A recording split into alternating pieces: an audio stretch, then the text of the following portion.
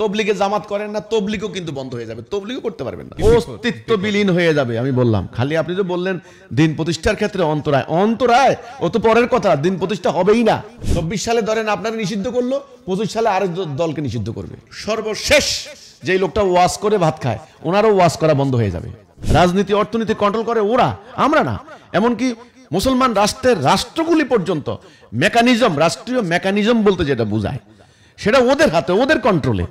জাতিসংঘের ডিসিশনের বাইরে কেউ যেতে পারে না। জাতিসংঘ কার? আমাদের না ওদের? ওদের। তাহলে ধর্মীয় সংগঠনগুলি কি মনে করছেন? এত সোজা নয়। খালি সোহরাওয়ার্দী উদ্যানে কয়েক লক্ষ আলেম এনে একটা সম্মেলন করে ইসলাম প্রতিষ্ঠা হয়ে গেল, না না না না না না। আপনারা, আমরা সাধারণ মানুষ যারা ধর্মপ্রাণ মুসলমান বলি আমরা, যেটাকে সাধারণ মুসলমান, তাদের মধ্যে কিন্তু একটা আশা আকাঙ্ক্ষা আছে যে ইসলামিক দলগুলো ইউনাইটেড হয়ে তারা ইসলামের বিষয়ে আসবে, ইসলাম প্রতিষ্ঠা করবে, মানুষ শান্তি পাবে, এই ধরনের একটা আশা ভরসার একটা বিষয় থাকে।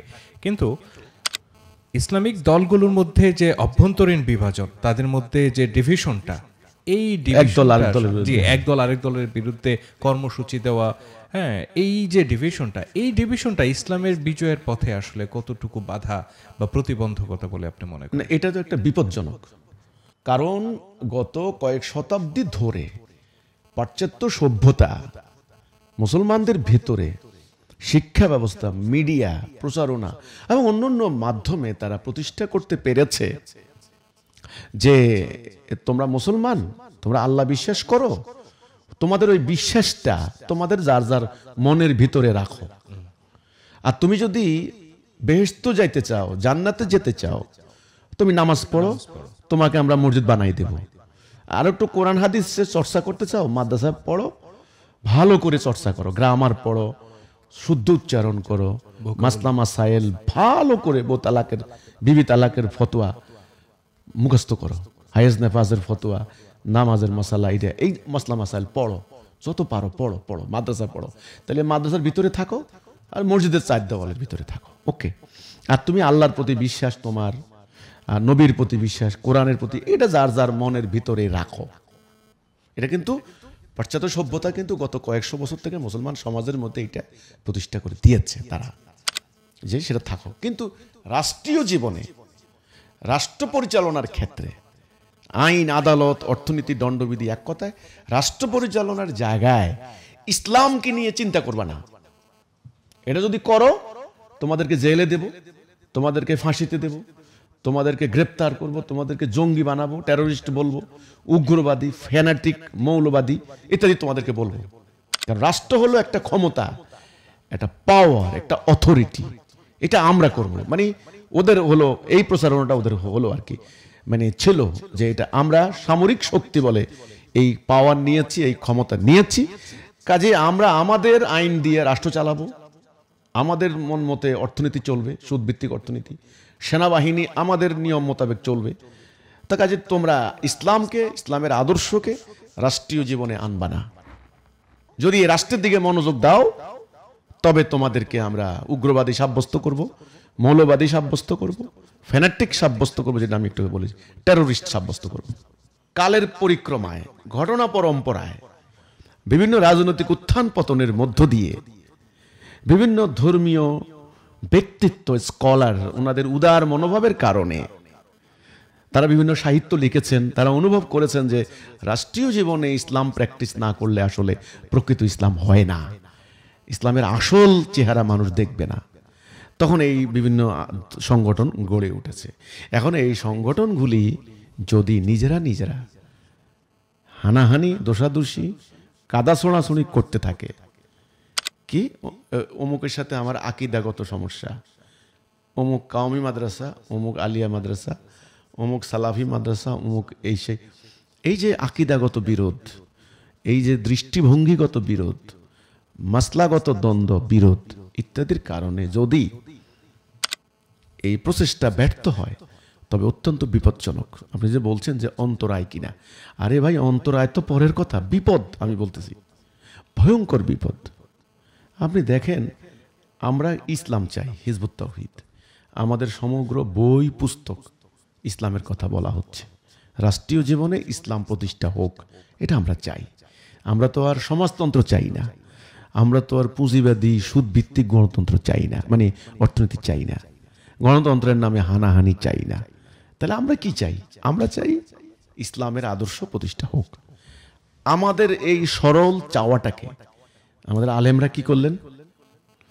তারা কাফের, নাস্তিক, মুরতাদ ফতোয়া দিলেন। আমার বাড়ির পাশে গিয়ে ওয়াজ মাহফিলের আয়োজন করে, ওয়াজের মধ্যে কোনো সাবজেক্ট নাই। আর ওয়াজ মাহফিলে শীতকালে মানুষ ওয়াজ শুনতে যায়, দিন দুনিয়ার কথা শুনবে, আখেরাতের বয়ান কথাবার্তা ইসলামের কথা শুনবে আলেমদের মুখে। ওমা ওখানে যাইয়া দেখবেন আমাদের বিরুদ্ধে উস্কানি, মিথ্যা কথা, বইয়ের কি কি উল্টাপাল্টা কথা বলে বলে তারা এই সমস্তগুলো করে। তো ইসলামী সংগঠনগুলি যারা, ধর্মীয় সংগঠনগুলি যারা আছেন, তাদের জন্য কিন্তু একটা অশনির সংকেত, একটা বিপদ। যদি তারা উদার মানসিকতার পরিচয় না দেন, তবে তাদের জন্য ভয়ঙ্কর বিপদ। এই বিপদ কেবল জামাত ইসলামীর জন্য হবে না, অন্য অন্য সংগঠনের জন্য হবে। বিপদ কেবল হিজবুত তাওহীদের জন্য হবে না।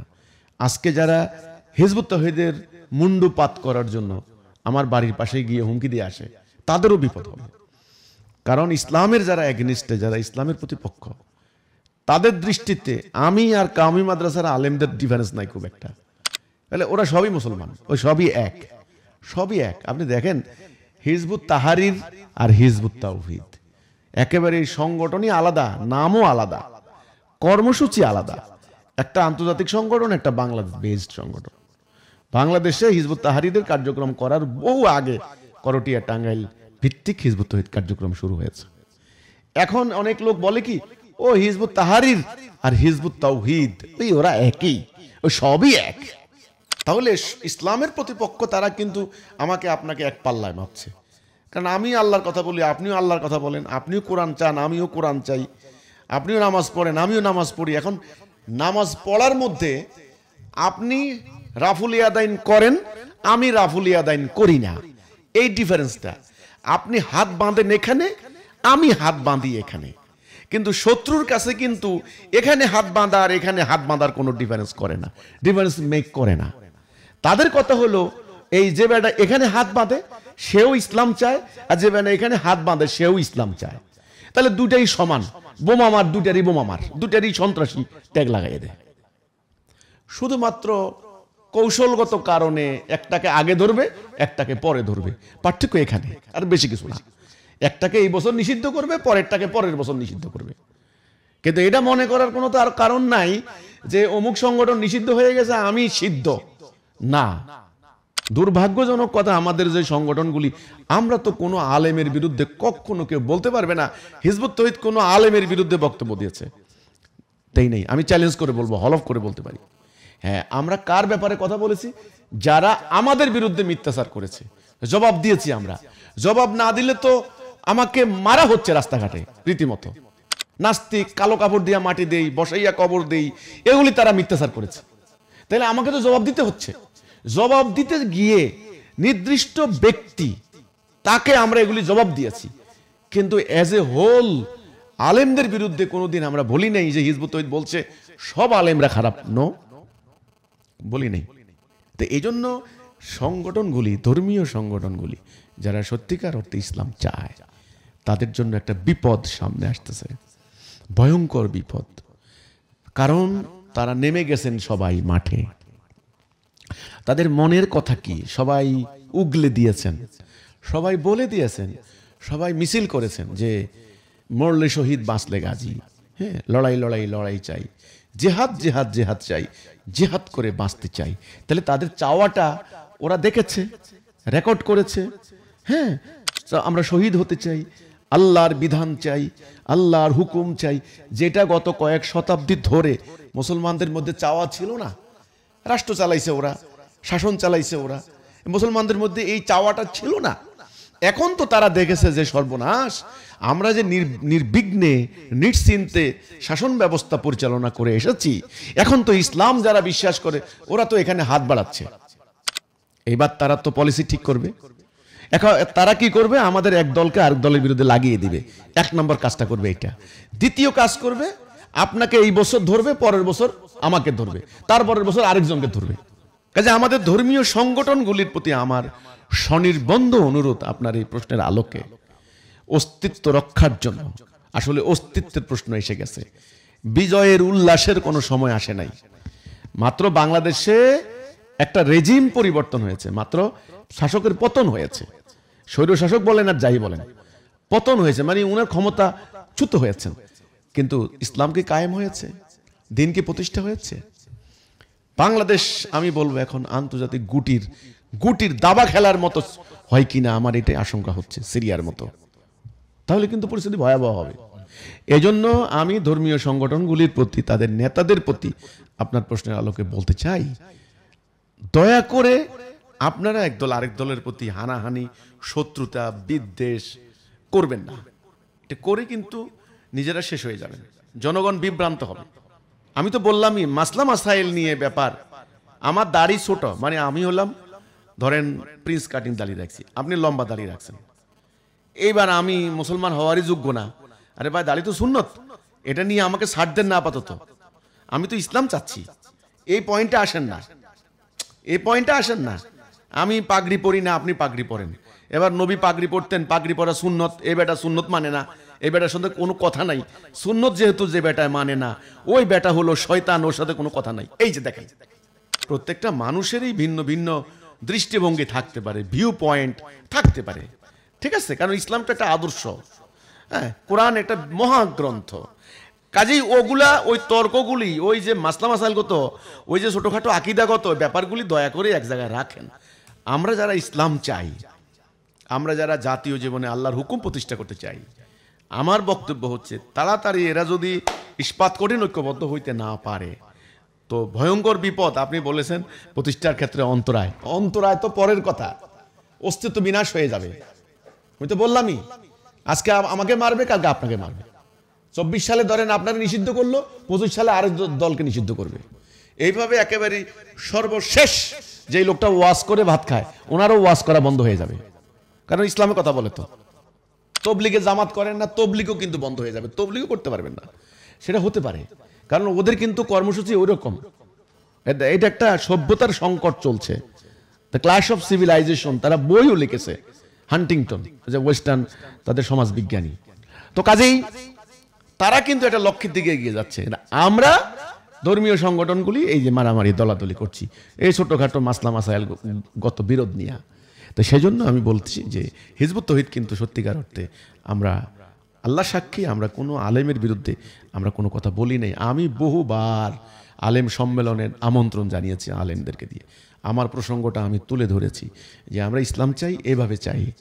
আমাদের ভুল হইলে বলেন, আমরা তওবা করব। হ্যাঁ, আমরা তবুও আল্লাহর দ্বীন প্রতিষ্ঠা হোক। আমরা মানুষের তৈরি বিধান প্র্যাকটিস করব না, আল্লাহর কোরআনের বিধান প্র্যাকটিস করতে চাই। আমি বহুবার আমন্ত্রণ জানিয়েছি, কিন্তু আমাকে তারা একেবারে তুচ্ছ-তাচ্ছিল্য, ওই আমি মাদ্রাসা পড়ি নাই, আমার উচ্চারণে ভুল হয়, আমার দাড়ি নাই, আমার মেয়েরা মিটিং করে, একেবারে এই অনর্থক ফালতু জিনিসগুলি নিয়ে সামনে এনে এই মহান উদ্দেশ্যটাকে বানচাল করে দিয়েছে। তো কাজেই আমি কিন্তু তাদের বিরুদ্ধে কোনো কথা বলি নাই, কেউ বলতে পারবে না। হ্যাঁ, আমরা জবাব দিয়েছি। কার জবাব দিয়েছি?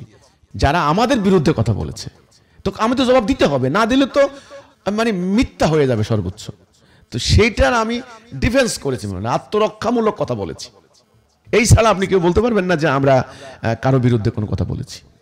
ঐক্য না হলে ইসলামী দলগুলি নিজেরা এই দলাদলি করলে অস্তিত্ব বিলীন হয়ে যাবে। আমি বললাম, খালি আপনি যে বললেন দিন প্রতিষ্ঠার ক্ষেত্রে অন্তরায়, অন্তরায় ও তো পরের কথা, দিন প্রতিষ্ঠা হবেই না, অস্তিত্ব বিলীন হয়ে যাবে।